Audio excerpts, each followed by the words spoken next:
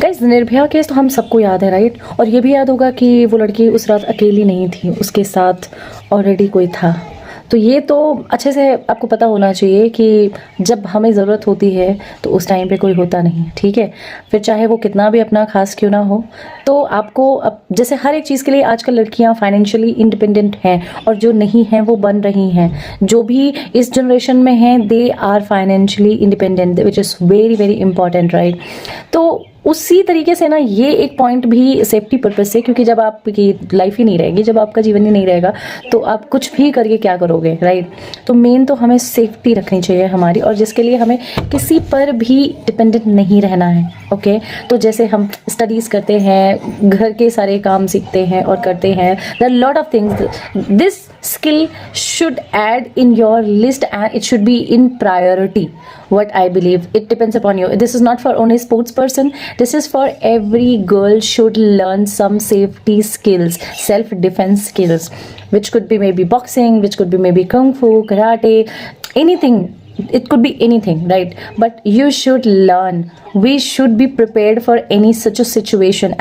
And if you are a girl child parents, then definitely this is very important for you कि आपको अपनी बच्ची को एक ऐसी कोई स्किल सिखानी चाहिए। जो देश की बेटियां हैं उनके सम्मान की रक्षा करने की जिम्मेदारी सिर्फ सरकार की नहीं हो सकती, ठीक है? 1.4 बिलियन पॉपुलेशन है हमारे देश की, हर जगह सरकार, हर जगह पुलिस नहीं हो सकती। और फिर जब पॉलिटिशियंस या फिर जो उस पोस्ट पे हैं, चाहे वो पुलिस हो या फिर विधायक हैं, जब वो खुद इन्वॉल्व है, खुद उतने बड़े क्राइम कर रहे हैं, then there should be no any question, right?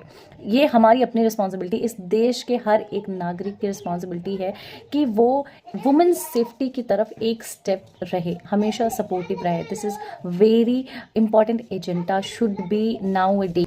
ऐसा नहीं है कि आपकी बेटी है, आपकी बहन है, आपकी वाइफ है, it's okay. There should be something which she should learn कि अगर उसके सेफ्टी के लिए उस टाइम पे कोई नहीं है तो एटलीस्ट हम प्रिपेयर रह सकें। इट्स नॉट अबाउट कि ठीक है तुम छोटे कपड़े मत पहनो या बाहर मत निकलो। अगर छोटे कपड़े नहीं भी पहन रहे हैं, 3 साल की बच्ची, 4 साल के बच्चे, 5 साल की बच्चियाँ, वो कौन से छोटे कपड़े पहन रही हैं? मतलब दिस इज़ एवरीथिंग मेंटालिटी। जो एक सामने वाला है ना, उसकी मेंटालिटी ही ख़राब है। It's not about clothing.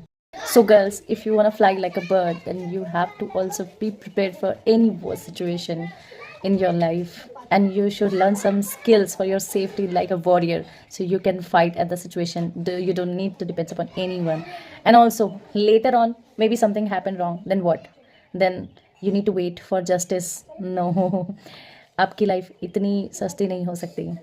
आपकी लाइफ बहुत एक्सपेंसिव है, बहुत वैल्यूबल है, बहुत प्रेशियस है। So please take a risk, learn some skills and be confident. जय हिंद।